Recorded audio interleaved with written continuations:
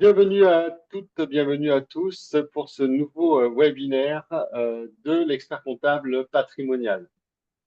Aujourd'hui, nouvelle thématique, l'apport-cession, maîtriser le report d'imposition et d'optimisation donc du réinvestissement avec des invités de marque qui sont la société Scale-up nous expliquera en deuxième partie ce qu'ils font notamment en matière de réinvestissement et ce qui peut être intéressant pour vos clients.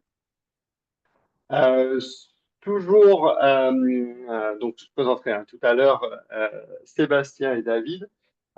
Donc toujours en actualité de Force Patrimoine, la semaine prochaine, vous retrouverez le flash marché, comme tous les jeudis, les premiers jeudis de chaque mois, avec Jean-Marc Chevassus et ses invités, et un focus sur le certificat expert comptable patrimonial.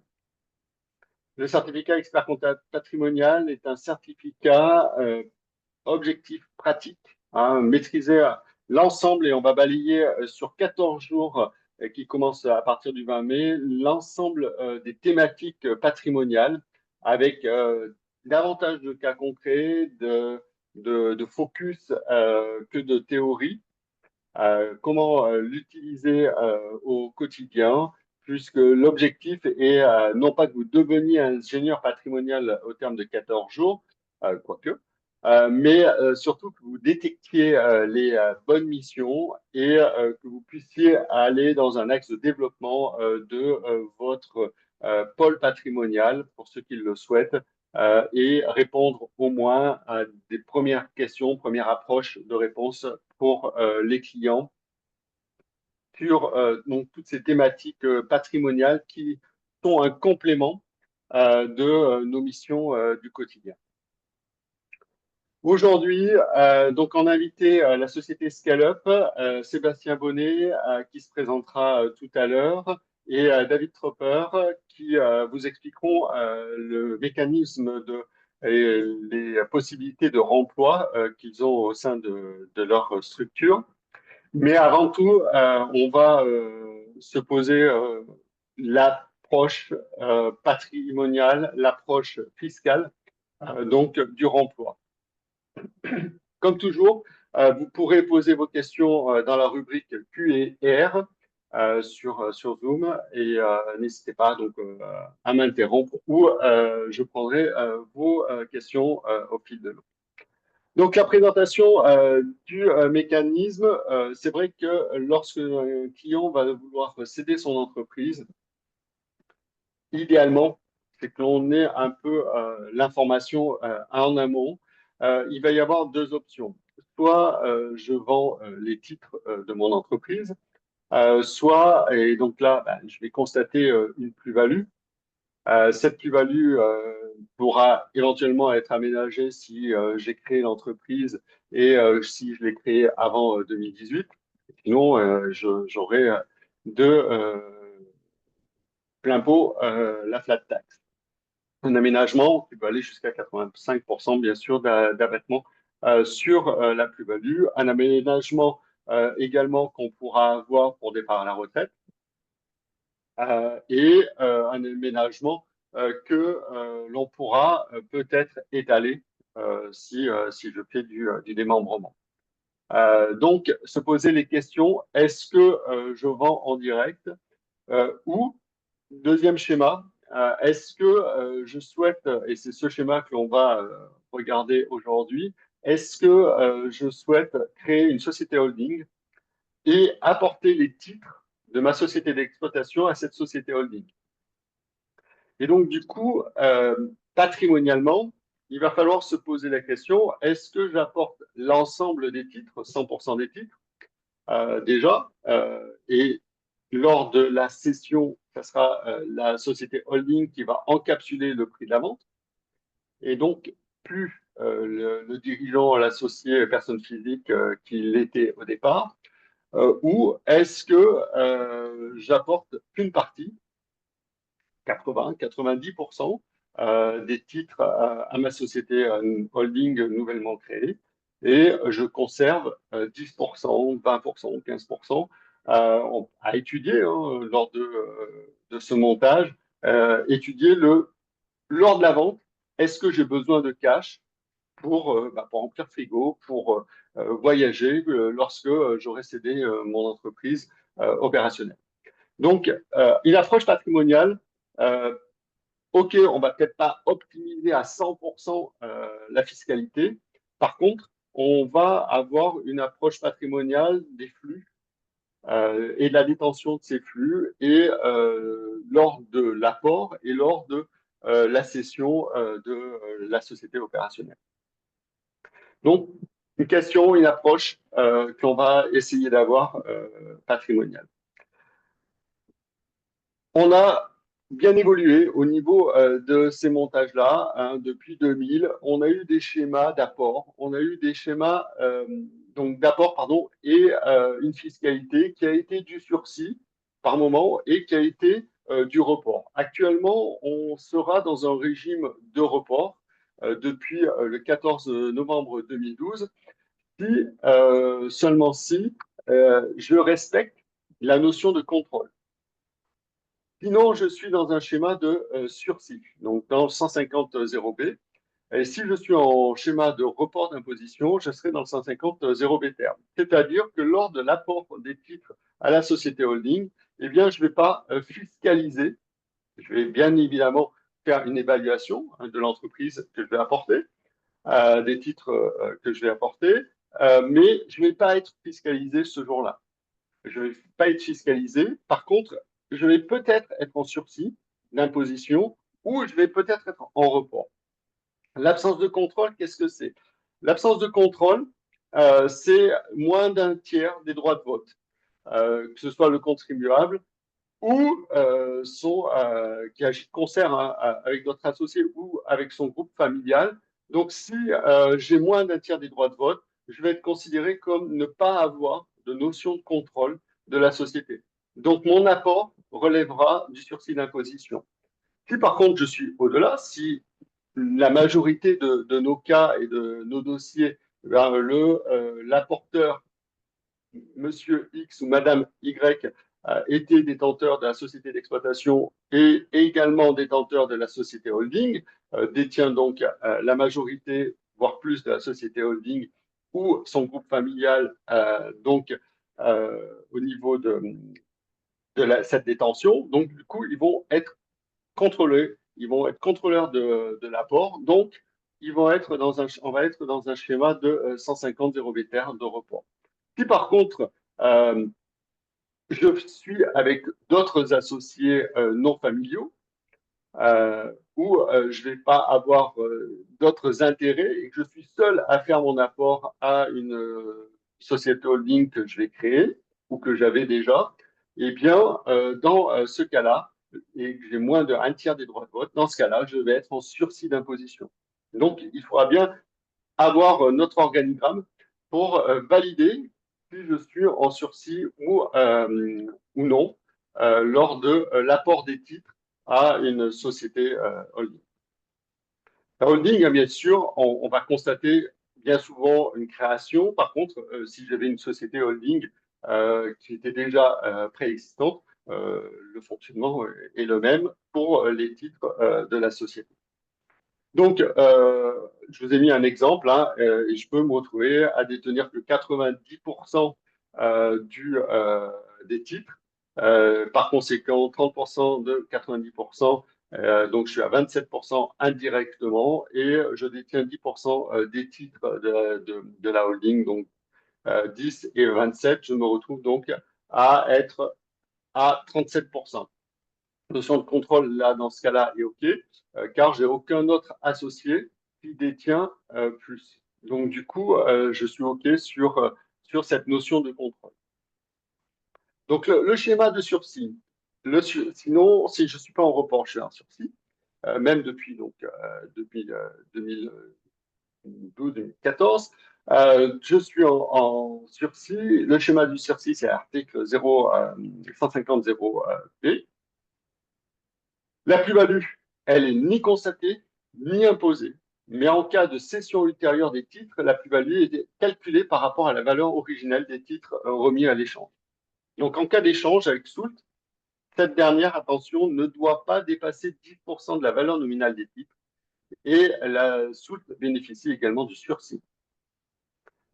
Attention à la fin du sursis. La fin du sursis, il y aura imposition. Il y aura imposition si la plus-value, donc en ceci, devient imposable lors de la cession ultérieure des titres reçus lors de l'échange, c'est-à-dire que la holding a reçu des titres et donc ces titres d'échange, je vais les céder, je vais céder ma holding ou je vais céder les titres d'exploitation. La plus-value en sursis est définitivement exonérée, par contre, en cas de transmission à titre gratuit des titres reçus en échange, c'est-à-dire des titres de la holding. Donc là, le sursis sera intégralement exonéré. En cas contraire, il y aura fiscalité lors de la cession. Donc, le chef d'entreprise apporte les titres de sa société opérationnelle à une holding.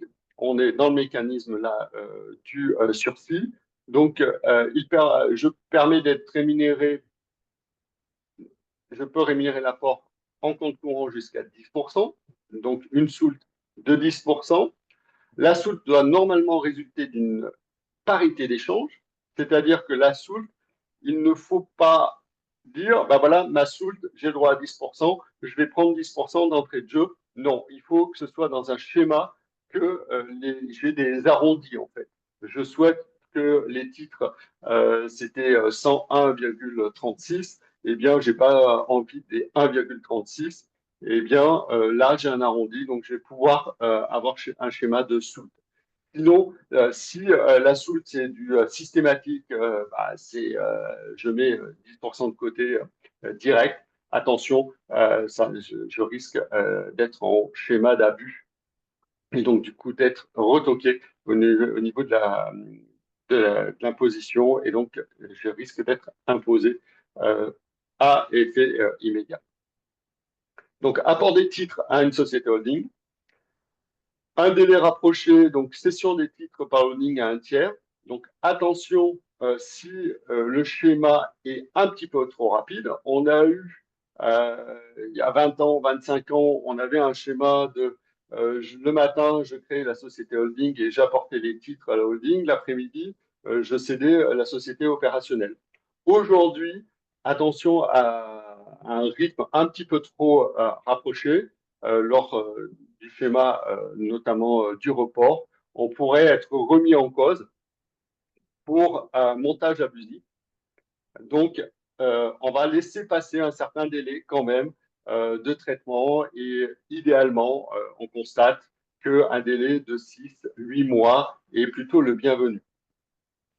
Donc, cession des titres par holding, je vais avoir une demande de réinvestissement. Attention, je suis dans le schéma du sursis. Hein.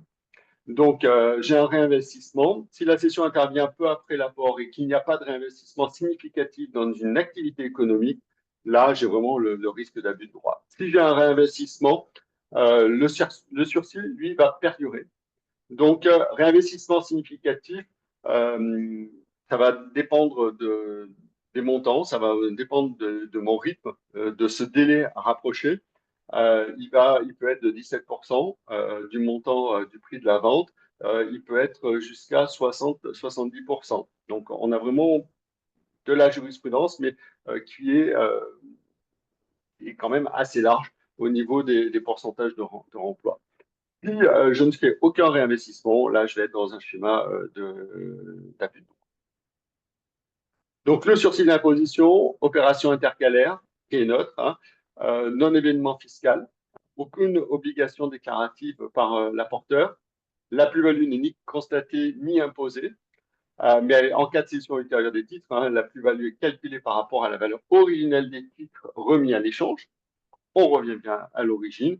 Et la soulte bénéficie du sursis si c'est seulement un arrondi. Si ce n'est pas un arrondi, effectivement, la soulte fera l'objet d'une imposition immédiate. Si c'est allez, je prends 10%, c'est 101,36 mais je fais une soulte de 10 euros à chaque fois, eh bien, effectivement, je risque d'avoir une imposition élevée. Maintenant, le schéma du report. Le montant d'investissement en sursis considéré comme acceptable, euh, aujourd'hui, on a plusieurs dossiers et plusieurs cas de jurisprudence. C'est à minima 35%. Si on veut être tranquille, ça peut être à minima, on peut se dire je mets 60-70% et je les mets que pour 2 ans, par exemple. J'ai bien relancé une activité économique et puis finalement, au bout de 2 ans, je veux réduire cette quotité, donc je me retrouve à 10, 15, 20%. Ça peut être accepté également. Mais on est sur du acceptable, comme vous le formulez. Donc du coup, attention. Mais on a eu un cas de contentieux où 17% avait été accepté. Donc voilà, ça sera vraiment en matière de contentieux. Là, on n'a pas, contrairement au report, où là, on a une obligation de réinvestissement de 60% du prix de cession. Là, on va y revenir. Là, j'ai le pourcentage. Le pourcentage, il est calculable facilement. En sursis, eh bien, ça sera vraiment appréciation. Le schéma du report, euh, je, je contrôle la société holding, moi, mon groupe familial. Donc, du coup, comme je suis contrôleur, j'apporte mes titres à ma société holding. Et maintenant, est-ce que les titres de la société opérationnelle, je les vends rapidement ou pas rapidement? Attention aux abus. Si je fais ce schéma trop rapidement, on constate que 6 mois est plutôt le bienvenu aujourd'hui pour sécuriser les dossiers. Euh, Certains conseillers vont même maintenant à 8-10 mois. Ils ne souhaitent pas trop faire de montage dans ce sens inférieur. Donc voilà, prenez le temps, si on a le temps avec le client, c'est vrai que prenez le temps de faire cet apport, de constituer la holding et de conserver. Donation. Donc, les titres apportés à la holding sont cédés. Donc, on va se poser la question de ce rythme de la cession de la société opérationnelle. Si le rythme de la cession de la société opérationnelle est euh, inférieur à 3 ans, donc si je cède mes titres dans les 3 ans, et 3 ans, c'est 36 mois, jour à jour. Donc là, au moins dans le report, on a vraiment le texte. Donc, je cède les titres de la société opérationnelle. Si c'est avant 3 ans, eh bien, je vais avoir une contrainte de réinvestissement dans une activité économique. Au moins, minimum, donc, de 60% du prix de cession. Si le prix est étalé, effectivement, je vais avoir le schéma. Donc, dans mon réinvestissement, si par contre, je ne fais aucun réinvestissement, notamment des 60%, comme j'avais l'obligation, puisque j'avais cédé les titres opérationnels avant les 3 ans, eh bien là, le report tombe et donc je vais être fiscalisé. Si je respecte ces 60% de remploi, le report perdure. Il tombera, lui, en cas de cession ou en cas de réduction de capital. Donc, si le report tombe en cas de réduction de capital, et si j'ai apporté l'intégralité des titres de la société opérationnelle à ma société holding, eh bien, parfois, eh bien, les clients disent, ben, moi, j'ai plus les moyens d'avoir, de remplir le frigo. Donc, soit il me faut un salaire, mais la société n'a pas encore de dividendes, la holding n'a pas encore de dividendes, donc être salarié d'une holding qui n'a pas de cash, ça va être compliqué. Euh, ou pas de revenus. Donc, est-ce que je suis salarié de la société holding ou alors certains sont parfois tentés de faire une réduction de capital de la société holding. Attention, si j'ai cédé rapidement les titres, eh bien, mon report va tomber à due concurrence de la réduction de capital. Donc, je vais être fiscalisé. Donc, c'est pour ça que patrimonialement, il faut bien se poser les bonnes questions en amont. Est-ce que j'apporte 100% des titres de la société opérationnelle ou pas? Oui, parce que j'ai de l'argent sur des contrats d'assurance vie. Donc, la contrainte, je reviens hein, sur les donations. La contrainte, et on va le voir un peu plus loin, la contrainte du remploi, c'est 60% du prix de cession. Et donc, dans une activité économique et dans un délai de 2 ans. Donc, j'ai 2 ans pour faire le remploi et 2 ans, c'est 24 mois à jour à jour. Donc, attention à ceux qui euh, traitent ces dossiers-là. On a 2 ans. 2 ans, ça va très, très vite dans une session d'entreprise parce qu'il y a l'accompagnement, parce que il y a plein de choses. Le dirigeant, peut-être, a réinvesti une partie perso, mais il n'a pas réinvesti pour une nouvelle activité économique, mais il n'a pas réinvesti les 60%. Donc, on va donc aller sur un délai de 2 ans qui peut parfois paraître un peu court. Et je dois conserver minimum pendant 12 mois. Je reviendrai tout à l'heure hein, sur votre question et les 18 mois. Euh, L'apport donc du holding, je prends un exemple. Acquisition des titres à l'origine 100 000. Je fais un apport de mes titres à ma société holding sur 100 000. Donc j'ai 200 000 euros. Pardon, les titres 100 000, la plus-value de 100 000. Donc les titres qui sont apportés à la société holding de 100 000. Et la société donc opérationnelle, la holding la revend à 400 000. Donc, pendant ce laps de temps, j'ai eu une plus-value également au titre des titres de participation. Donc, j'ai 200 000 qui sont sur titres de participation de la holding. Donc, attention, titre de participation, oui, si j'ai conservé les titres minimum pendant 2 ans. Si je ne les ai pas conservés pendant 2 ans, attention, je ne vais pas relever des titres de participation. Et j'ai 100 000 euros que j'avais mis en report, puisque l'apport a été de 200 000. Donc, j'avais acquis 100 000, j'ai une plus-value de 100 000, j'ai 100 000 que j'ai stocké donc, dans le cadre du report. Je reviens hein, sur vos questions tout à l'heure. L'acquisition, donc, toujours le même schéma. Si je cède, par exemple, donc Lavalo, si je cède les titres sans réinvestissement, le report tombe et j'aurai une plus-value à payer. Si les titres donc détenus par le holding, là, on était sur un produit à 300 000. Attention, hein, tout à l'heure, on était à 400 000. Là, on est à 300 000. Donc, du coup, je vais avoir, si je ne fais pas le remploi, le réinvestissement, je vais avoir le droit donc d'être fiscalisé. Donc, la nature de la holding passive ou animatrice. Le schéma donc animatrice, ça sera uniquement sur la niche copée, animatrice ou non. Ça n'aura pas d'impact sur le report. Le schéma report au sursis aujourd'hui, en 2025, c'est vraiment est-ce que je suis contrôleur ou non contrôleur en tant que personne physique de la société holding. Ça n'a pas, donc qu'elle soit animatrice ou pas animatrice, ça ne va pas avoir d'impact sur mon schéma de report au sursis.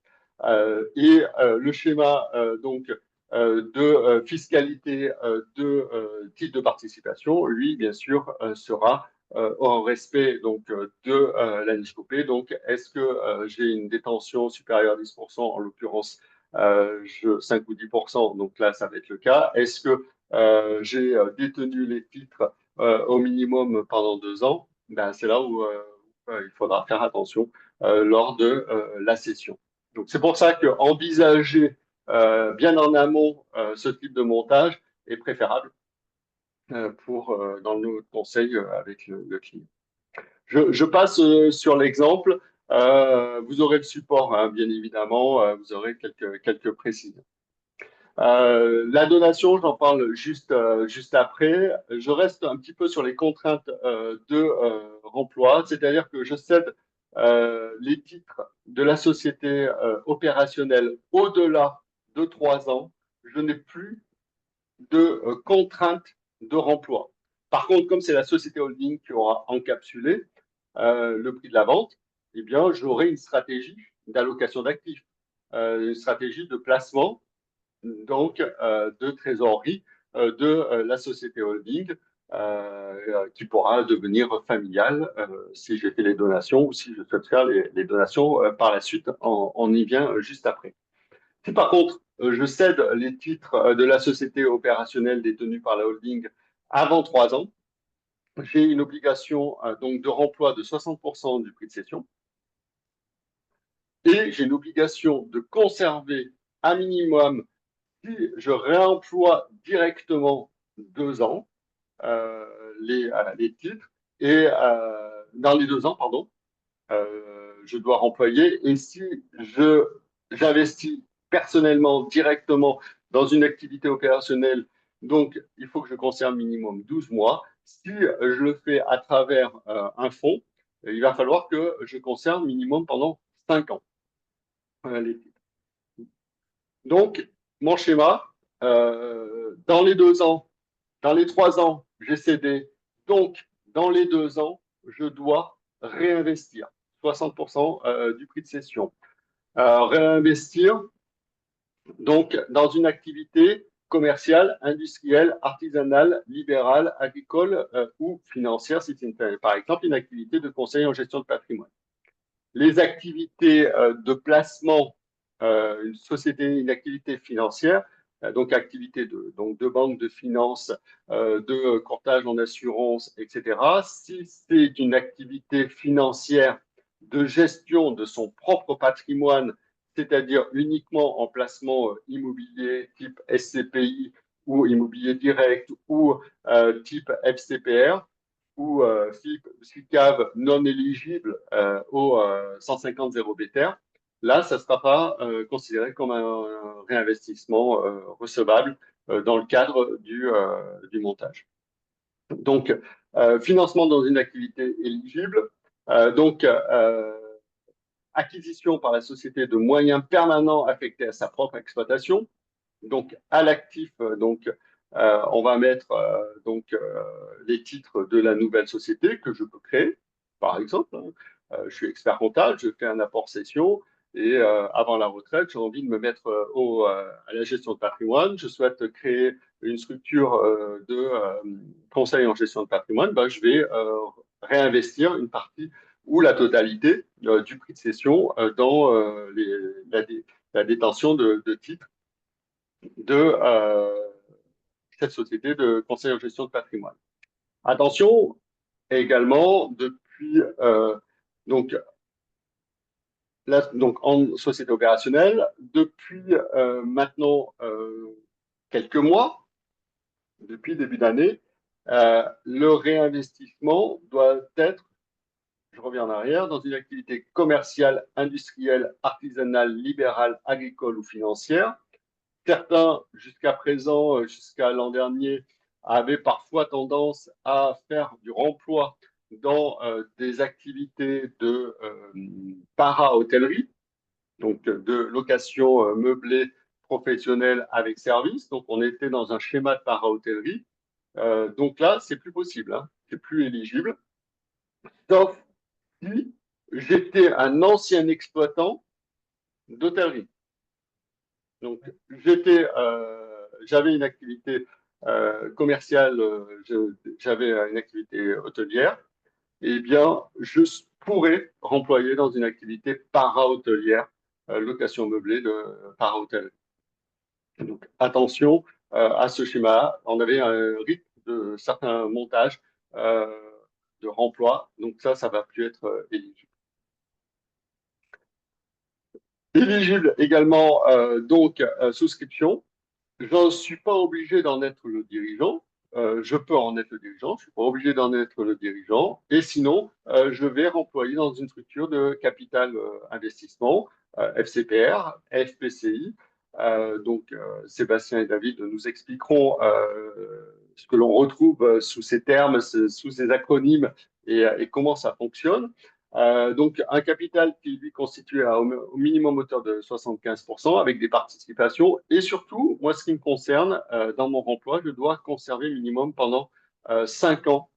C'est donc, sinon, effectivement, la plus-value ou le prorata de plus-value, c'est-à-dire que je dois remployer 60%. Si je ne remploie que 30%, effectivement, je vais être imposé sur ma plus-value. Je n'ai pas du tout respecté donc là l'intégralité. Je fais une réduction de capital, donc je n'ai pas respecté non plus. Donc dans ce cas-là, je vais être prorata de cette réduction de capital. Je vais être fiscalisé. Autre point qu'on se pose souvent, c'est est-ce que si je remploie, par exemple, dans mon apport de mon cabinet d'expertise comptable, je cède le cabinet, les titres du cabinet et je donc remploie dans une activité de conseil en gestion de patrimoine. Est-ce que je dois tout remployer, ces 60% au titre des capitaux propres, ou est-ce que je peux en apporter une partie en compte courant d'associés? Eh bien, en fait, la réponse, c'est l'utilité. Donc, il faudra même, au titre de l'apport de la création, est-ce que ces 60% sont utiles dans leur intégralité à l'activité, à la nouvelle activité. Donc en gestion de patrimoine, peut-être, parce que je vais acheter un portefeuille sinon, dans une activité de service, si je vendu mon cabinet à 1 million et je remploie 600 000 dans une activité de service où il y a zéro stock je mets plusieurs mois, voire 2, 3 ans pour développer cette activité parce que j'ai plutôt le temps maintenant. Je rachète pas de portefeuille. Donc, attention, ces 60%, c'est de la trésorerie qui est non utile dans la nouvelle activité. Donc, j'ai un risque ici de me faire retoquer dans un schéma considéré comme c'était un schéma d'abus. Donc, attention à ces 60%. Attention, si je souhaite apporter en compte courant, ça pourrait être éligible, mais il faudra bien que ce soit utile.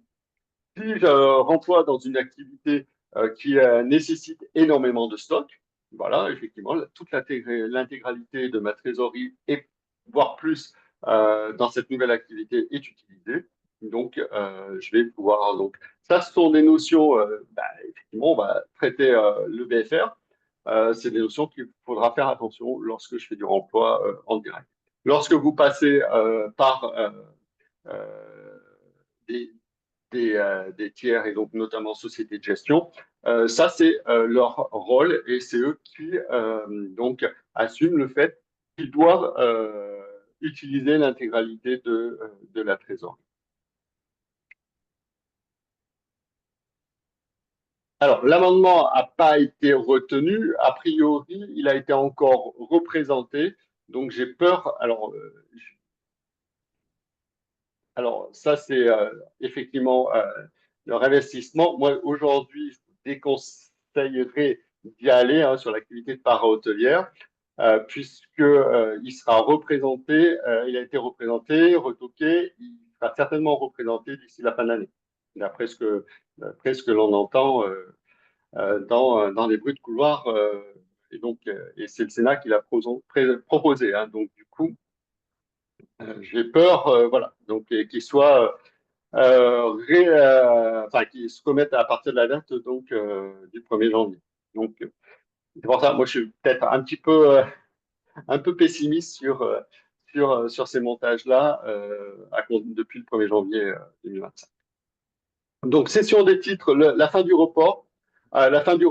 Session des titres onéreux, donc cession et rachat des titres du holding. Donc, je cède ma société holding. Donc, le report tombe. Le report, j'avais calculé ma fiscalité. Donc, ma fiscalité est à payer. Ma plus-value est à payer. La cession des titres apportée donc, dans un délai de 3 ans à compter de l'apport sans réinvestissement donc d'au moins 60% du prix de la cession dans les 2 ans, donc fait tomber le report. Le transfert du domicile fiscal hors France fera tomber le report. Et la donation et le décès des titres reçus lors de l'échange purgent la plus-value en report sur certaines conditions. Les conditions de conservation des titres reçus pendant 18 mois. Hop. Donc, la donation des titres donc, reçus lors de l'échange, la plus-value est donc reportée et transférée au donataire. Voilà la question de tout à l'heure, qui payera l'impôt?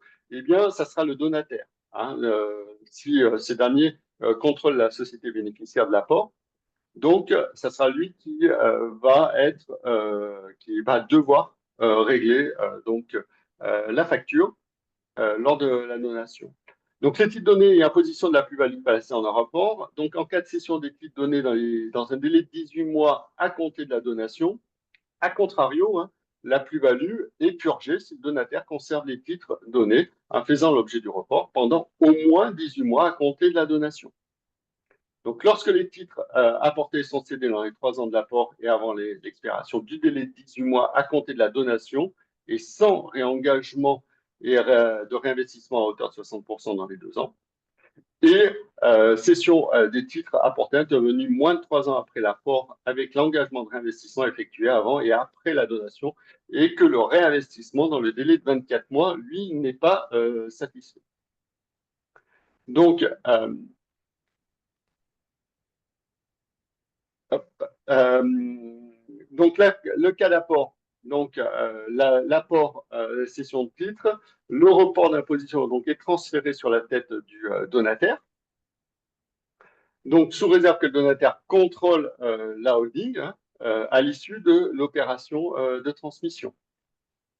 Le report d'imposition tombe en cas de cession, comme on vient de voir, si le donataire donc des titres reçus de la donation dans le délai de 18 mois à compter de la donation. Ce délai, lui, est porté à 5 ans. D'accord? On n'est plus sur 18 mois, on est bien sur 5 ans, dans le cadre d'un réinvestissement des 60% dans le cadre d'un FCPR et dans un FPCI ou autre société de capital risque. Donc, dans le cadre d'un investissement dans ces structures-là, la durée de conservation minimale par le donataire, lui, est encore plus reportée, puisque pardon, tout à l'heure je parlais de 18 mois, donc le délai est reporté à 5 ans. Et si je réinvestis le produit de la vente dans un schéma de société de capital risque, schéma FCPR, FPCI, ça, le report tombera si la conservation n'est pas de 10 ans. Donc, les titres sont conservés au-delà du délai d'apport, 5 ans ou 10 ans. La plus-value dans report d'imposition est définitivement exonérée. Donc, on respecte les délais de remploi et en fonction de mon remploi, il n'y a pas de prorata. C'est-à-dire que c'est soit 5 ans, soit 10 ans. Si j'ai remployé dans opérationnel directement 30% de ma vente, et que j'ai mis 30% du FCPR dans un FCPR ou un FPCI, le délai total de conservation des titres reçus dans le cadre de la donation passe de 5 à 10 ans. Si je cède avant ces 5 ou 10 ans, j'aurai donc la fiscalité qui est supportée par le donataire, donc c'est-à-dire par le bénéficiaire de la donation. J'avance sur ces quelques questions. Les obligations, je vous ai mis quelques exemples de schémas. On n'oublie pas la CEHR. On n'oublie pas que on va, contrairement au sursis, on va déterminer le montant de la plus-value, on va déterminer le montant de la fiscalité. On va les reporter dans notre schéma niveau 2074 et dans nos SERPA, donc 2074-2042. Et on va suivre un process de fonctionnement, de transmission s'il y a donation, de calcul de cette plus-value. Il y a des attestations donc à conserver et à transmettre à l'administration fiscale dans le délai de 30 jours à première demande. Et lors de l'expiration partielle ou totale du report, eh bien, la plus-value pour laquelle le report a été expiré est mentionnée dans la 2074. On va la déterminer, on va la calculer et donc on va la payer si on n'a pas respecté. Si je suis le donataire, l'année de transmission, bah, je vais reporter dans mes SERPA donc le report de cette plus-value, cette imposition de plus-value donc reçue dans le cadre de la donation et je vais le suivre pendant mes 5 ou 10 ans pour, dans le cadre donc du suivi de la fiscalité de ce report. Au terme, eh bien, effectivement, il y aura disparition et donc du coup, le purge complète de la fiscalité. J'avance un petit peu. Euh,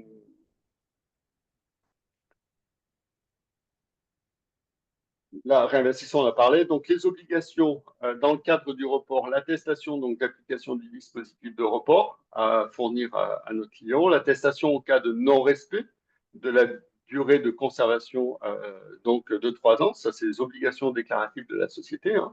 L'attestation de respect de l'engagement de réinvestissement, l'attestation de non-respect de l'engagement de réinvestissement, au cas où, attestation à transmettre au donataire et suivi. Obligation déclarative du contribuable, hein, déclaration de 2074 qui annexée à la déclaration 2074, le report de la plus-value dans la 2042 dans la case 8 UT et attestation émise par la société bénéficiaire de l'apport à juin à la 2074I. Je vous ai mis quelques copies d'écran de l'an dernier.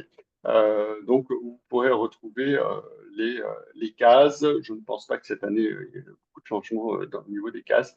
Donc, vous pourrez vous les suivre avec le schéma.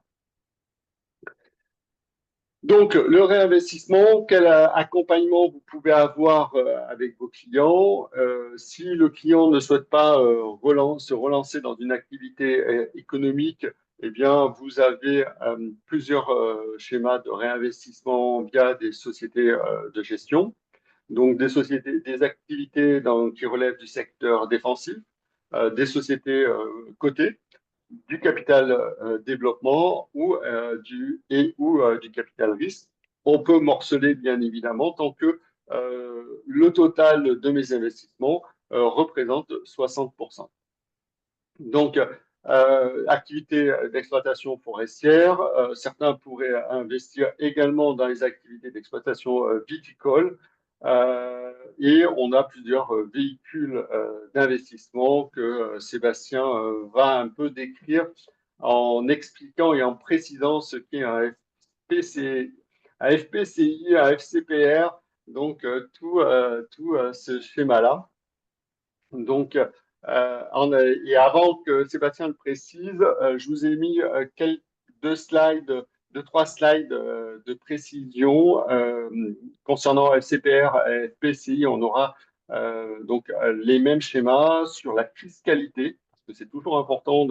On se pose souvent les questions. Il y a des FCPR juridiques et des FCPR fiscaux. Et donc, lorsque je fais en substance, prendrai le temps de regarder et puis on pourra échanger ultérieurement.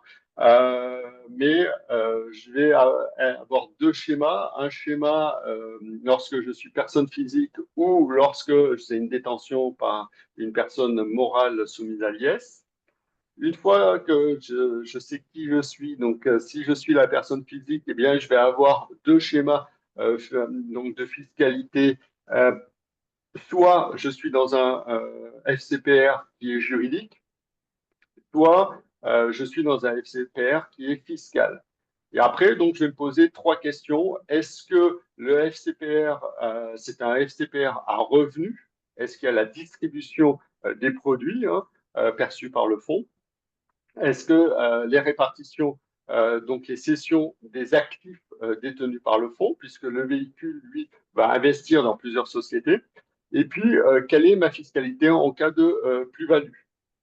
Donc, si je suis dans un FCPR juridique, eh bien, on est dans un schéma en fait de placement classique soumis au barème ou PFU, plus éventuellement CEHR et plus les prélèvements sociaux. Si je suis dans un FCPR fiscal, et là, je vais avoir, et que je suis dans un cadre d'engagement, de détention et de conservation des titres pendant au moins 5 ans, eh bien, je peux être exonéré, alors sous les différentes contraintes que j'ai mentionnées, exonéré d'impôt sur le revenu. Par contre, je ne serai pas exonéré des prélèvements sociaux et je ne serai pas exonéré de la CEHR. Si je suis dans le cadre d'une personne morale, toujours de schéma, est-ce que je suis dans un FCPR juridique ou un FCPR fiscal, FPCI, c'est le même schéma, du coup, comment fonctionne ce véhicule? Est-ce que le véhicule fonctionne par écart d'évaluation? Euh, donc, dans le schéma, donc des écarts d'évaluation dans un SCPR juridique, bah, donc là, ça sera soumis à l'impôt sur les sociétés au titre de l'IS en cours. Si je suis dans un schéma fiscal, bah, ça sera sous réserve de conserver les titres pendant au moins 5 ans. Et donc, les écarts d'évaluation liquidatifs ne seront pas pris en compte dans le calcul du résultat imposable. Donc, les revenus, ça sera la même chose. Est-ce que ces revenus sont distribués ou pas distribués? Et puis, la répartition des actifs. La répartition des actifs, est-ce que je suis dans un cadre juridique ou un cadre fiscal? Si je suis dans un cadre juridique, eh ben, c'est distribution d'actifs au-delà, donc dans un premier temps, on rembourse le capital investi et au-delà, donc c'est considéré comme de la plus-value et donc du coup, je vais être imposé à l'IS. Si par contre, je suis dans un FCPR qui est fiscal, donc là, je vais avoir deux schémas. Est-ce que il y a l'engagement de détention pendant 5 ans? Est-ce que les cessions des actifs, la détention des actifs par le fonds est inférieure à 5 ans ou supérieure à 2, pardon, inférieure à 2 ans ou supérieure à 2 ans? Et donc, dans ce cas-là, si c'est inférieur à 2 ans, eh bien, et qu'il y a distribution par le fonds, donc là, je vais être soumis aux plus-values à long terme. Et si j'ai conservé au moins 2 ans, et donc là, ça sera directement une imposition sur les plus-values à long terme. Donc, je vous laisserai reprendre en fonction des différents cas de vos clients et puis les plus-values de cession in fine à la sortie de la distribution du fonds. Voilà, donc je serai à quelle fiscalité? Donc, ça, c'est important pour vous. Euh, j'ai un cas pour vous et donc du coup, j'ai donc ma fiscalité, il vous faut récupérer obligatoirement, impérativement, hein, le contrat de souscription, ce qu'on appelle le DICI, donc le détail de l'investissement qu'a fait votre client pour savoir si on respecte bien le réinvestissement dans un cadre de société FCPR fiscale ou non. Voilà, j'ai dépassé un petit peu de 5 minutes mon temps de parole, mais je passe la main donc à Sébastien Bonnet, de la société, dirigeant de la société Scale-up Capital, et de David Trapper, dirigeant responsable et directeur commercial. David, si tu veux lancer ta présentation. Donc, pour tout le monde, bah, effectivement, je vous précise que vous aurez la présentation totale hein, qui vous sera envoyée. Et puis, pardon, et vous allez avoir donc euh, David et Sébastien, si le micro fonctionne. Super. Merci Frédéric pour cette présentation. Je vous présente brièvement David Tropper, directeur commercial, et Sébastien Bonnet, président fondateur de Scale Up Capital et gérant des fonds Expert Génération. Oui, bonjour à toutes et à tous. Merci Frédéric pour cette présentation très éclairante sur le mécanisme du 150 0 BTR. En fait, c'est vrai qu'on le voit nous du côté investissement, mais on est toujours un peu en question sur les différentes modalités pour le remploi. Alors, je vais me présenter très brièvement. En fait, moi, je suis un financier de marché repenti. J'ai 27 ans d'expérience en fait en investissement. Je suis passionné par l'investissement depuis, je dirais, ma tendre enfance. J'ai travaillé pour des groupes à chaque fois dans leur filiale de gestion d'actifs, comme gérant, risk manager, ingénieur, structureur. Donc à chaque fois sur le volet technique, donc des groupes comme Natixis, Société Générale, BNP Paribas ou encore l'assureur Allianz. Et puis il y a quelques années, j'ai eu un choc, en fait, puisque j'ai découvert que, alors ça va peut-être faire rire certains, mais les marchés ne finançaient pas réellement l'économie réelle. Et à cette époque, il se trouve que j'étais co-dirigeant de l'activité de gestion diversifiée du groupe BNP Paribas. Donc, j'ai souhaité en fait réorienter mon savoir-faire, mes compétences vers des sociétés non cotées. J'ai découvert en fait à cette époque que les fonds non cotés adressaient une partie des sociétés en France, mais assez peu nos PME, assez peu, pas du tout nos TPE. Voilà. Et cette prise de conscience, elle a coïncidé en fait avec une prise de conscience au niveau national post-Covid, en fait, du fait qu'il fallait réorienter l'épargne des Français vers des sociétés non cotées. Et donc, je salue en fait l'œuvre de l'ex-président de France Invest, Dominique Gaillard, qui a été également président d'un des plus gros fonds d'investissement non cotés de la place, qui s'appelle Ardian, en fait, puisqu'il a poussé, alors d'abord dans la loi Pacte et puis après auprès de Bercy, en fait, le fait de pouvoir intégrer les fonds de private equity. Donc, private equity, c'est les fonds qui investissent dans des sociétés non cotées, de pouvoir les pousser pour qu'ils soient éligibles, en fait, au mécanisme du 150 0 BTR. Donc, ce fameux article du Code général des impôts que Frédéric vient de nous détailler avec toutes les mécaniques qui y sont associés. Donc, depuis 2020, en fait, les fonds de private equity sont éligibles en fait à ce mécanisme d'apport cession. Alors nous, à l'époque, on s'est intéressé avec la création de Scale-up aux sociétés dans le non coté. Venant des marchés, il nous fallait des données. Donc, on s'est rapproché en fait de l'ordre des experts comptables qui nous ont tout simplement opposé une fin de non-recevoir en disant écoutez, hors de question de vous partager les données sur les PME que nous, experts comptables, nous produisons. En revanche, nous avons un sujet de consolidation sur notre secteur qui est opéré depuis 10 ans déjà et qui nécessiterait l'intervention peut-être d'un fonds bienveillant qui permette à notre secteur d'opérer sa transition, notamment avec l'arrivée de la facture électronique. Donc c'est comme ça qu'on a planché en fait sur l'ouverture d'un fonds de private equity dédié en fait aux professions libérales réglementées et en particulier aux professions du chiffre.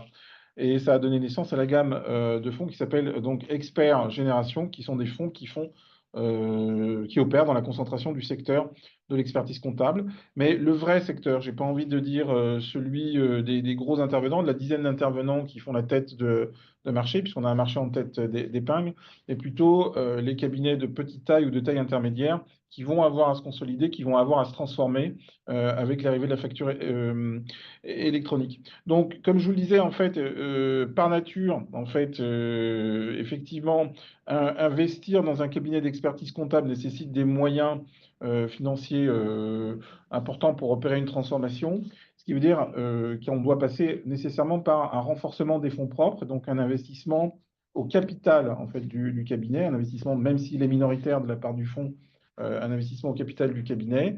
Et il se trouve que cet aspect-là des choses se marie bien avec l'article 150 0 BTR, d'où le nom de génération, hein, expert génération. Ça permet aux experts comptables d'opérer une transition entre les experts comptables entrant dans la profession et ceux qui vont en sortir. Et vous n'êtes pas sans savoir que c'est une profession qui est intéressante à plus d'un titre, puisque la concentration est en cours, on a une pyramide des âges qui est inversée, hein, l'âge moyen d'un expert comptable associé aujourd'hui en France est 52 ans. On a une taille critique, en fait, une taille cible des cabinets qui a tendance à augmenter, puisqu'on a ce phénomène de concentration. Et on est sur une profession dont beaucoup disent beaucoup de mal ou prédisent la disparition avec l'arrivée de la facture électronique, ce qui est une hérésie, ce qui est faux, en fait, puisque au contraire, on a des experts qui deviennent de plus en plus centraux dans le dispositif, mais dans le conseil aux entrepreneurs. Donc, on a pensé à la mise en place de ce fonds pour pouvoir effectivement opérer la transition dans le secteur de l'expertise comptable en faisant de l'investissement dans de la concentration de cabinets, mais également dans de leur transformation technologique et également dans des sociétés innovantes qui permettent aux cabinets de faire cette transition et d'opérer de manière efficace. Voilà. Alors, pourquoi est-ce qu'un cabinet d'experts comptables, c'est intéressant quand vous faites du 150 OBTR? Alors, le 150 OBTR, je tiens à le préciser, voilà, nous, on est des financiers, hein, donc, bon, il en faut, malheureusement, je sais qu'on n'a pas toujours bonne presse, mais en fait, on a quand même une culture qui est la culture de la performance, c'est-à-dire qu'on lance des fonds, non pas pour faire, en fait, de la captation de capitaux et faire de la perte en ligne pour nos clients, hein, ce qui a pu être le cas dans certaines franges du métier. Mais on crée des fonds qui se veulent être des fonds performants, hein. L'objectif, je le rappelle, c'est que à 5 ans, en fait, vous ayez effectivement votre rapport de plus-value de cession et que cette plus-value de cession, elle soit finalement absorbée par une plus-value, une autre plus-value qui est celle du fonds, du produit dans lequel vous avez investi, hein, et qui va vous permettre, et qui lui n'est pas fiscalisé, hein, de par son statut, donc il va vous permettre d'amortir le choc, voire même de générer du capital supplémentaire et de protéger finalement l'œuvre de votre vie ou de la vie de vos clients, hein, puisque vos clients ont travaillé pour générer cette plus-value de cession, donc ils puissent la conserver et la mettre de manière utile dans l'économie française. Donc, ce secteur, il nous a séduit pour plusieurs raisons. Beaucoup de gens pensent que l'expertise comptable, en fait, c'est un secteur qui est étroit. En réalité, c'est un secteur où on trouve 14 000 cabinets, 21 000 experts comptables, 21 milliards d'euros de chiffre d'affaires. Donc c'est quand même un secteur qui est conséquent, mais qui est très peu opérable par des fonds de private equity traditionnels pour des raisons de taille, hein. 80% des experts comptables font moins de 3 millions d'euros de chiffre d'affaires. Et lorsqu'un fonds d'investissement intervient dans le secteur, il faut qu'il puisse faire des tickets minimaux d'au moins 2 millions d'euros. Donc on est au-delà en fait de la capacité d'investissement qu'un fonds de private equity traditionnel pourrait avoir. Donc, pour ça, l'Ordre des experts comptables nous a beaucoup aidé à réfléchir au cahier des charges en fait, du fonds Expert Génération, puisque on est sur une série de fonds qu'on va sortir tous les 18 mois et qui vont accompagner une promotion d'experts comptables qui sont dans cette phase de consolidation et qui font leur opération de transmission. Et l'idée, c'est de permettre en fait à des investisseurs privés, entrepreneurs, privés sans nécessairement être en situation de cession, ou experts comptables en situation de cession, de pouvoir reporter leur plus-value en l'investissant de manière utile dans un fonds qui accompagne la transition de la profession. Alors, la profession, elle est attractive puisque aujourd'hui, un expert comptable fait un EBE médian de 15% à peu près sur de la production comptable. On sait que cet EBE va baisser dans les années qui viennent pour ceux qui continuent à maintenir ce qu'on appelle des boîtes à compta, hein, puisque effectivement tout va s'automatiser. La facture électronique va permettre à l'État de prélever la TVA finalement à la source, et donc le rôle de contrôle en fait de l'expert comptable va évoluer, il va muter. Ça reste malgré tout attractif parce que en fait, on va passer d'un modèle de pure production à un modèle de pur conseil. Et ce modèle de pur conseil signifie une augmentation des marges qui est assez significative pour les experts comptables. On est dans un secteur où on est dans une profession qui est assermentée, avec une double tutelle ministérielle, dont je ne vous fais pas l'article, vous la connaissez mieux que moi. Donc des taux de défaut qui sont très faibles. Ils font 3% de défaut, les experts comptables. Et quand on analyse le taux de défaut, on a deux facteurs essentiels. Le premier, c'est le burn-out. C'est une profession qui est très en tension au niveau humain. C'est une profession où on travaille beaucoup. D'ailleurs, j'étais assez peiné de voir les statistiques qui ont été publiées récemment sur la mortalité professionnelle post-prise de retraite, en fait, et puisque les experts comptables sont en tête de liste une fois qu'ils s'arrêtent, avec la vie assez intense qu'ils ont dû éprouver lors de leur activité professionnelle. Donc 3% de taux de défaut. Le burn-out, et la deuxième raison, c'est la fraude, en fait. Donc, il y a malgré tout des bons et des mauvais, comme dans toute profession, et donc effectivement quelques-uns qui fraudent. Voilà, donc les facteurs qui font que la profession va changer rapidement, déjà l'âge médian des associés, 52 ans. Dans les 10 ans qui viennent, vous allez avoir un nombre de passations, en fait, de droits, en fait, et de parts sociales qui va augmenter. On va avoir des transactions qui vont augmenter de manière assez importante dans les 10 ans à venir. On a ce phénomène de digitalisation avec la facture électronique qui devient, tout le monde s'en est rendu compte, en fait, un catalyseur de l'activité.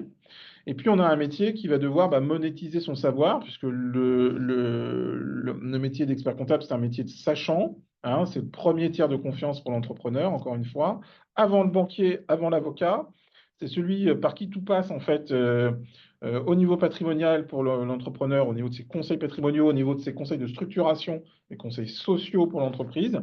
Et tout ça, en fait, les experts comptables vont devoir apprendre à le monétiser, ce qu'ils n'ont pas trop fait jusqu'à présent, puisqu'ils travaillaient sous une forme de dogme, en fait, qui est liée en fait, aux règles de déontologie de la profession.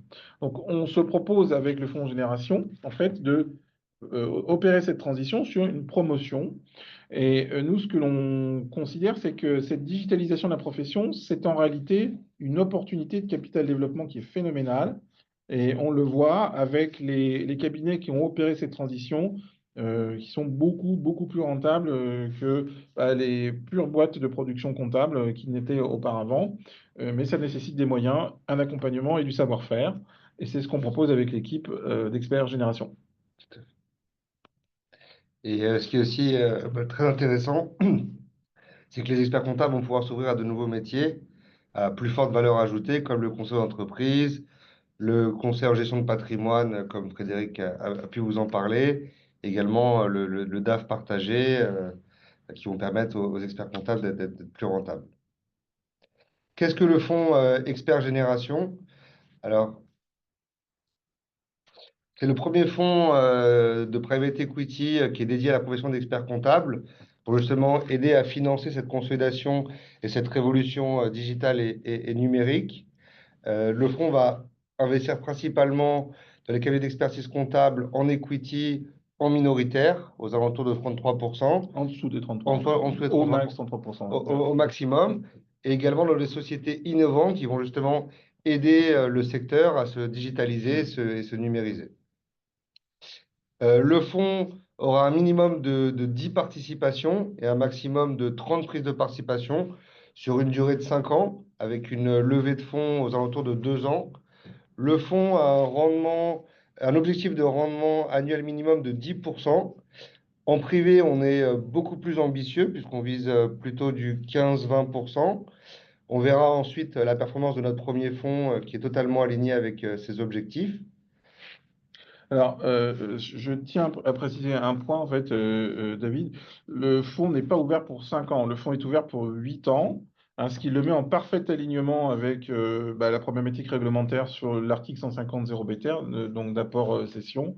Et donc, vous avez la garantie avec ce fonds que, effectivement, les participations sont tenues à minima 5 ans dans le portefeuille, sachant que c'est un fonds qui a un seul principe. Ce n'est pas un fonds très compliqué. On investit en capital dans des sociétés, des entreprises du secteur du chiffre, pour pouvoir effectivement aller à la banque en fait et se faire financer avec des fonds propres renforcés le développement de l'activité.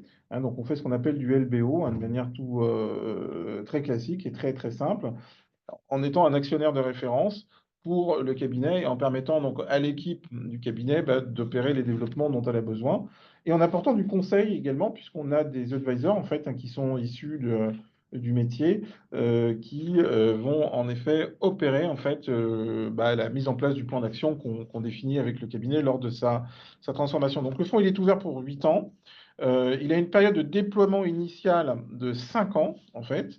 Et dans les 5 ans, notre règle de gestion, c'est d'être investi à 80% dans des cabinets, en fait. Donc 80%, ça signifie quoi?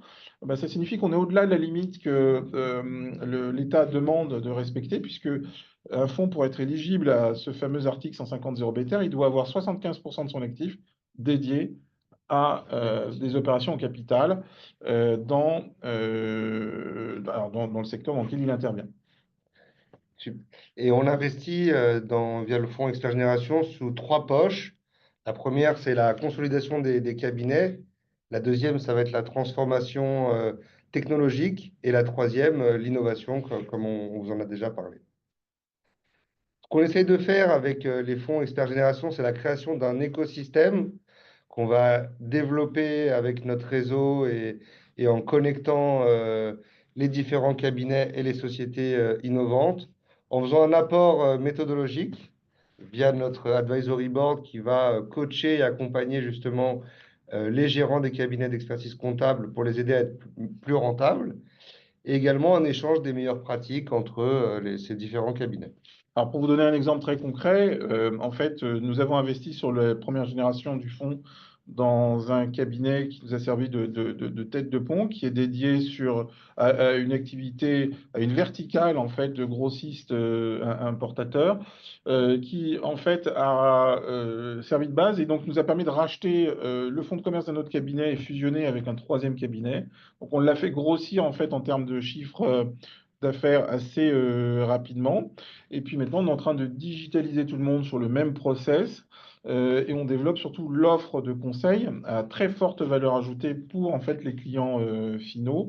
Et donc, on le voit tout de suite, en fait, l'impact sur la rentabilité du cabinet est immédiate puisque on a toujours cette récurrence qui est liée à la tenue comptable en fait des clients, mais on a également des missions beaucoup plus structurées sur l'aspect changement de mission opérationnelle. Alors, le fonds Expert Génération 1, en quelques chiffres, donc une collecte d'un peu moins de 10 millions d'euros, avec environ 30% d'experts comptables qui ont investi sur notre fonds, une performance de 35,6% en cumulé depuis son lancement en août 2022, donc sur 2 ans et 3 mois, une performance de 9,4 sur l'année 2024. Donc globalement en ligne avec notre objectif de 10% par an. On est sur 5 participations performantes investies et une poche d'actifs liquides qui est assez innovante par rapport à nos concurrents. Peut-être que tu veux nous en parler un petit peu, Sébastien. Voilà, alors en fait, lors de nos premiers échanges avec l'ordre, en fait, l'ordre souhaitait une chose, c'est que le fonds soit éligible à l'ensemble des investisseurs dans la population des métiers du chiffre. Et quand je dis l'ensemble des investisseurs, c'est aussi bien les cabinets que les individuels. Donc, nous avons ouvert ce qu'on appelle un FCPR. Frédéric l'évoquait un peu plus tôt dans sa présentation. Un FCPR, c'est Fonds commun de placement à risque. C'est la plus vieille forme de fonds de private equity existante dans les juridictions, en France, sous l'égide de l'AMF. C'est d'ailleurs un plus vieux type de fonds de private equity au monde, puisque cette forme de fonds remonte aux années 80. Donc, quand vous entendez FCPR, un petit mémo technique, le R, vous pouvez entendre risque, mais vous pouvez surtout entendre retail, c'est-à-dire que c'est un fonds grand public. Et effectivement, ce que souhaitait l'ordre à l'époque, c'est qu'on puisse offrir un fonds qui permette à tout à chacun de rentrer en ayant son capital qui est bloqué. Donc, c'est un fonds de capitalisation. C'est très important, c'est-à-dire que le capital est employé à hauteur de 80% dans du capital, dans des fonds propres de sociétés du secteur du chiffre, donc des cabinets comptables, des sociétés de services et des sociétés innovantes, mais très majoritairement en fait des cabinets comptables. Et effectivement, ce fonds, il est bloqué 8 ans, c'est-à-dire qu'on rembourse les investisseurs uniquement à partir de la 5e année et jusqu'à la 8e, où effectivement, là, on opère la liquidation complète du portefeuille. Donc, FCPR, c'est pour un fonds grand public, hein, qui permet de capter de l'épargne au niveau global. On a souhaité, nous, changer la forme juridique du fonds pour la génération 2, puisqu'on s'est aperçu que le ticket médian était de l'ordre de 100 000 euros. Donc 100 000 euros, ça permet de qualifier des investisseurs non professionnels en investisseurs qualifiés pour pouvoir prendre participation dans ce type de fonds. Et donc on a lancé une deuxième forme qui est un fonds professionnel de capital investissement, donc FPCI, qui permet en fait toujours d'intervenir dans le secteur, mais avec un peu plus de degré de liberté au niveau des prises de ces participations et nous permet de déployer de plus gros moyens pour les cabinets dans lesquels on entre. Alors le FPCI, hein, c'est un fonds commun de placement comme le FCPR. Il est assujetti aux mêmes règles de fonctionnement que le FCPR. Il est déclaré auprès de l'autorité des marchés financiers, donc il ne peut être géré que par une société de gestion qui a un agrément auprès de l'autorité des marchés financiers, et il dispose des mêmes avantages fiscaux que ceux que vous pouvez avoir dès lors qu'il rentre dans les ratios que Frédéric vous a exposés précédemment. Alors, lors du lancement du fonds retail, du fonds grand public, en fait, on ne souhaitait pas être confronté à ce que la plupart des fonds de private equity observent lorsqu'ils font investir des investisseurs particuliers, c'est-à-dire des décalages dans les périodes de levée liées en fait à des problématiques de versement. Donc on a créé un fonds à appel.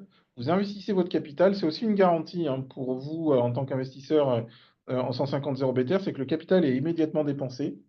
Hein, et donc, on le met dans la constitution du portefeuille de manière assez efficace pour pouvoir l'investir dans un pool de cabinets qu'on a identifié au préalable. Et donc, avoir ce cash à disposition dans le portefeuille,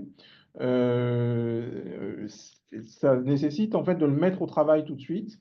Et donc, on a pour cela développé une stratégie d'investissement sur des produits obligataires avec un des plus grands gérants au monde, en fait, sur la poche obligataire, qui s'appelle Neuberger Berman. Alors, c'est une société de gestion qui est très peu connue du grand public en Europe, mais qui l'est auprès des grands institutionnels. C'est une société de gestion américaine qui dispose d'une équipe de 62 analystes sur l'ensemble du globe pour les marchés obligataires et qui nous permet d'aller chercher les opportunités d'obligations sécurisées, hein, donc des obligations d'entreprise ou des obligations d'État, mais essentiellement des obligations d'entreprise, qui sont sécurisées, qui disposent de la même notation que les États. Et l'effet de cette poche d'actifs liquides, qui est immédiatement investie, c'est qu'elle permet d'amortir l'impact de la courbe en J. Alors, pour ceux qui ont investi dans des fonds de capital investissement, il faut savoir que la plupart des fonds de capital investissement appellent votre capital pour le dépenser dans des projets au moment où le projet se présente dans l'escarcelle du fonds, ce qui leur permet d'immédiatement prélever les frais de gestion, et donc ce qui fait baisser la valeur liquidative du produit de manière absolument abominable. Quand on m'a demandé au niveau de l'ordre de regarder pour faire un fonds qui soit éligible aux 150 OBTR, moi mon premier constat c'est que le fonds éligible aux 150 OBTR, dans la plupart des cas, il est peu performant.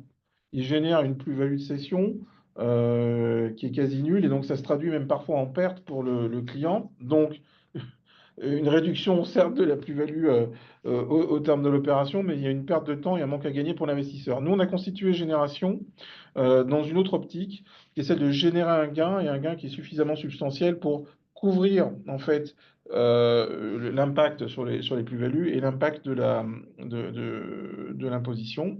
Donc, effectivement, notre objectif, c'est de tout de suite mettre le capital au travail. Donc, cette stratégie crédit, en fait, on l'a mise en œuvre avec Neuberger Berman, et l'a tellement séduit en fait nos investisseurs que on s'apprête à la proposer aux investisseurs dans un fonds séparé qui va s'appeler Expert Court Terme, qui va permettre aux professions libérales réglementées ou aux entreprises de placer leur liquidité longue, la partie longue de leur trésorerie, sur une stratégie qui est performante et qui fait mieux que les comptes à terme en fait que vous pouvez trouver dans les banques avec un niveau de notation qui est absolument équivalent, mais en étant beaucoup mieux diversifié et beaucoup plus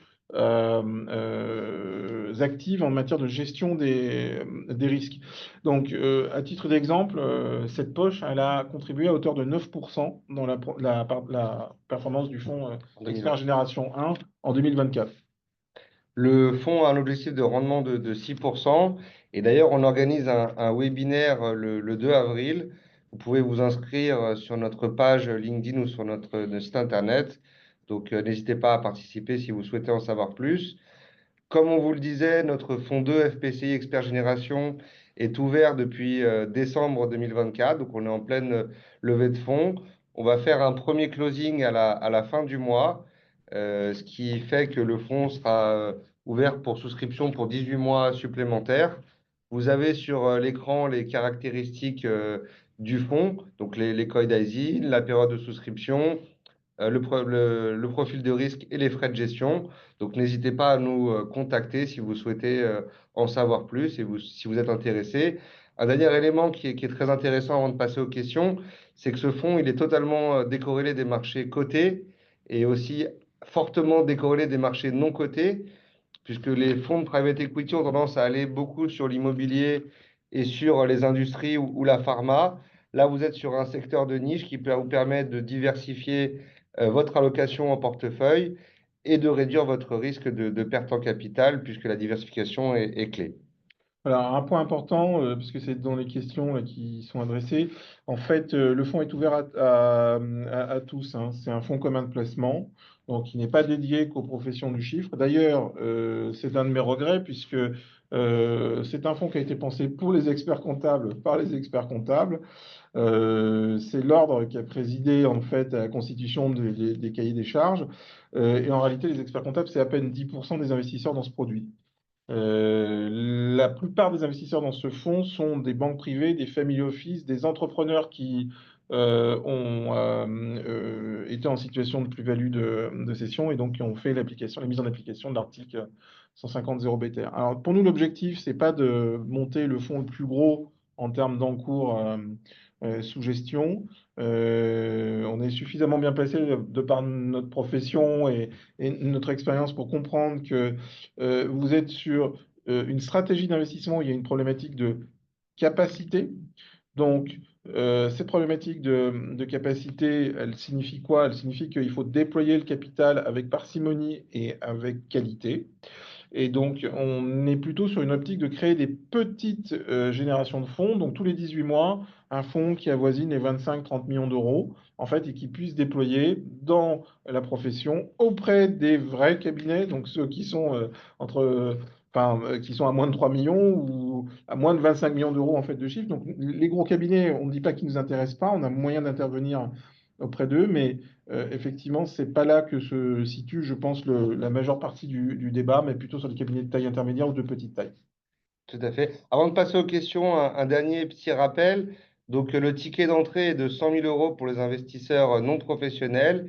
Il est à partir de 30 000 euros pour un investisseur professionnel ou assimilé professionnel selon la définition MIF. En termes de frais totaux, on va être au maximum sur du 4,34. Vous voyez des droits d'entrée. Les droits d'entrée ne sont pas applicables si vous passez en direct. Si vous passez par un CGP, le CGP peut décider de vous charger entre 0 et 5% en droits d'entrée. Et on a des frais de surperformance si justement on dépasse cet objectif de 10% minimum par an, tout en se référant à ce hurdle pour être sûr que les investisseurs ne soient pas lésés. Passons aux questions. Je ne sais pas s'il y en a dans le chat pour nous. Est-ce que tu les vois, Seb? Oui, en fait, oui, donc une question, les fonds ne sont ouverts qu'aux professions du chiffre. Alors, non, hein, j'ai répondu à cette question déjà. Le fonds est ouvert à tout type d'investisseur dès lors qu'il répond en fait aux critères d'éligibilité. Donc, un non professionnel devra investir 100 000 euros. Voilà. Un professionnel au sens AMF, MIF, en fait, peut démarrer en investissement à 30 000 euros dans ce type de produit. Voilà, l'objectif de performance du fonds, il est de l'ordre de 10% tel qu'affiché par le prospectus. La réalité, c'est que en fait, le fonds ne réfléchit pas, nous ne réfléchissons pas en termes de TRI. puisque c'est un fonds de capitalisation. Donc, on réfléchit plutôt en termes de multiples sur la durée d'investissement. Et multiples sur la durée d'investissement, ça veut dire quoi? C'est que 10% par an sur les 8 ans de vie du fonds, c'est un portefeuille qui fait x2. Voilà, hein, grosso modo. Nous, ce qu'on vise, c'est plutôt x4. Hein. Donc, on est plutôt à 20% brut, donc on va dire 16-17% annualisé pour le client. On ne dit pas qu'on atteindra sur toutes les générations de ce fonds obligatoirement ce type de rendement. Hein. C'est un placement à risque, c'est un placement de capitalisation, donc vous le gardez pour le long terme. Mais on l'a quand même constitué avec un objectif de gestion très précis. Et pour le moment, les chiffres parlent pour nous en termes de constitution et de gestion du portefeuille. Donc notre problématique, c'est un portefeuille qui est construit par les risques. C'est une optimisation du couple risque-rendement. Notre premier objectif, c'est la préservation du capital de nos clients. Hein, c'est pas le dépenser et le brûler à tout va. Et c'est notre rôle en tant que société de gestion agréée. Voilà, donc on a déjà déployé plusieurs opérations.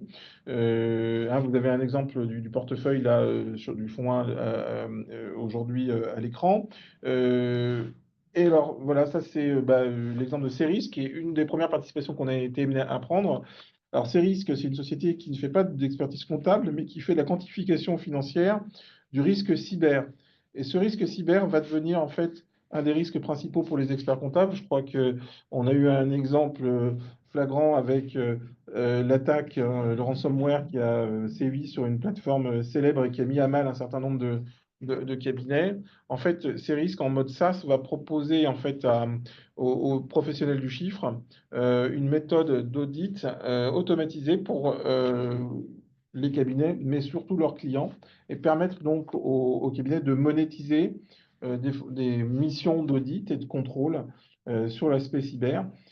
Et pourquoi pas faire du courtage en assurance après, hein, puisqu'on va effectivement monétiser également l'aspect conseil patrimonial, en financement et en assurance auprès des cabinets qu'on pousse dans dans nos propositions, dans nos fonds.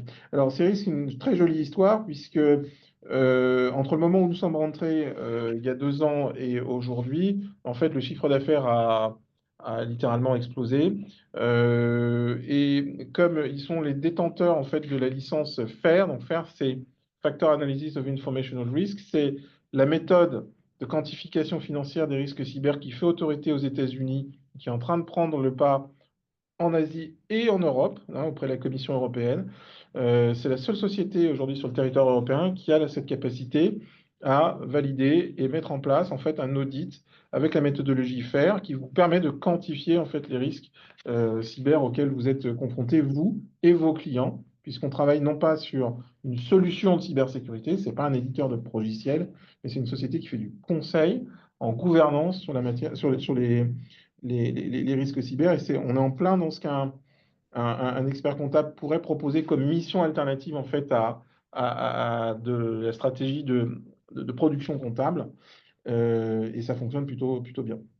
Je ne sais pas si on peut donner quelques chiffres aux auditeurs, si je peux les appeler comme ça. Donc, quand on est rentré dans la société, on l'a valorisé à 8 millions d'euros.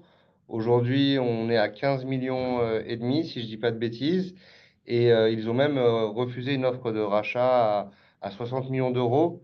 Ouais, alors en fait, il y a ce qu'on appelle une série A dans notre jargon, donc effectivement un fonds américain qui souhaite prendre la participation et réinjecter une masse de capital pour pousser en fait le développement de cette société. Alors vous l'avez compris, Ceris, ce n'est pas une société qui est uniquement nationale, hein, elle intervient sur le secteur, enfin, à niveau international. Et parmi ses clients, vous comptez le groupe AXA, IBM, Fresenius dans le secteur de la santé. Le ministère de la Santé britannique, hein, donc le NHS. Vous trouvez également un certain nombre d'assureurs de dimension internationale, donc que ce soit aux US ou en Asie, des banques. La compagnie des commissaires aux comptes britanniques, hein, qui les a également mandatés pour avoir une solution dédiée. L'association des CPA, donc des experts comptables britanniques également, ils sont en train de pénétrer le marché côté US, puisque c'est une solution qui est en train de se déployer.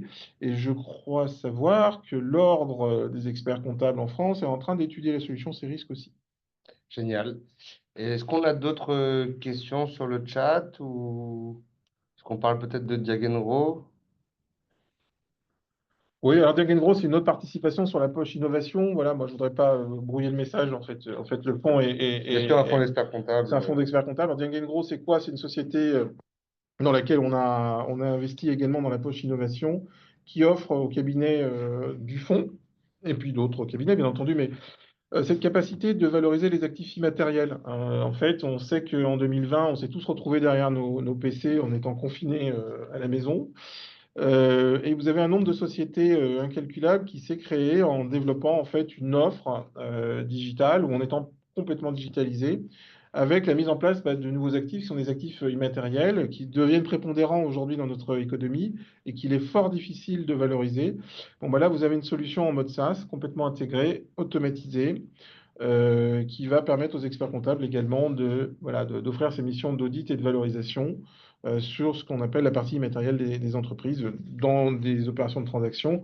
Donc, on utilise nous-mêmes régulièrement Diagenro parce qu'effectivement, lorsqu'on fait des opérations en capital, on aime connaître la réalité de l'actif immatériel, avoir une réalité opposable qu'on peut déclarer aux services fiscaux et qu'on peut monétiser effectivement lors de transactions en capital. Encore un bel outil pour les experts comptables. Donc, on arrive à la fin de cette présentation. Donc, on tient à vous remercier d'y avoir participé, de nous avoir écoutés, en espérant que ça vous a intéressé et que vous allez souhaiter en savoir plus et nous contacter pour en reparler. Voilà, donc bon, en wrap-up, en fait, effectivement, merci David.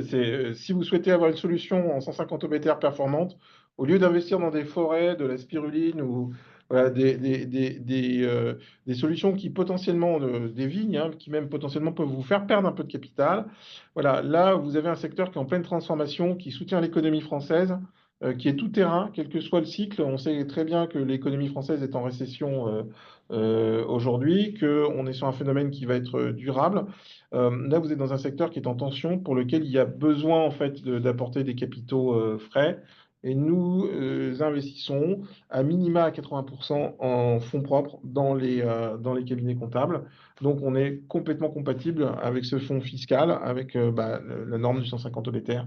Et donc, pour la possession, pour vous, cabinet, ou vos clients qui sont dans cette situation. Super, bah merci beaucoup, très bonne fin de journée et puis à très bientôt. Merci, au revoir.